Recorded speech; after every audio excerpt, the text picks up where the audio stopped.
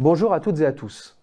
Avec EY, nous publions le deuxième épisode de la 7e édition du Panorama de l'immobilier de la ville en France, l'étude annuelle de référence sur cette grande filière industrielle et servicielle qui représente près de 11% du PIB en France et qui emploie plus de 2,3 millions de femmes et d'hommes dans notre pays. L'un des grands enseignements de ce deuxième épisode concerne l'apparition de signes traduisant explicitement la triple révolution socio-économique, industrielle et environnementale qui impacte la filière. Les 500 dirigeants que nous avons interrogés nous confirment en effet que cette triple révolution leur impose de plus en plus d'adapter voire de refonder leur stratégie. Prenons l'exemple de la révolution environnementale.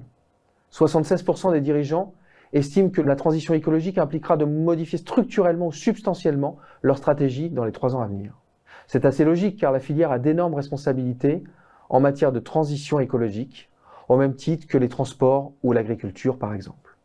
Selon le ministère de la Transition écologique, l'environnement bâti représente encore 43% de la consommation en énergie finale et 23% des émissions de CO2 en France. Son rôle est donc crucial pour atteindre les objectifs fixés par l'accord de Paris sur le climat et par la SNBC, la stratégie nationale bas carbone.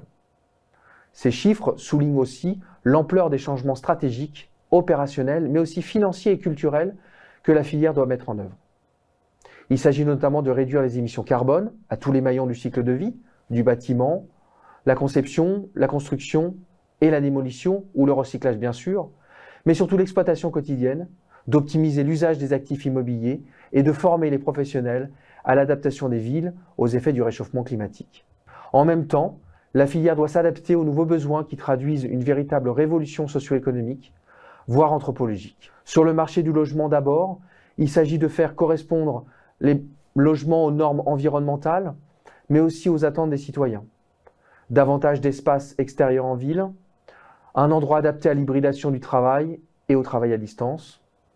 Sur le marché du bureau, les entreprises semblent vouloir réduire significativement les surfaces, mais elles paraissent en même temps rechercher des locaux plus centraux, mieux desservis et de meilleure qualité. Tout cela révèle les nombreuses opportunités professionnelles à saisir dans cette industrie passionnante qu'est l'immobilier de la ville. Un 3e épisode sera produit prochainement.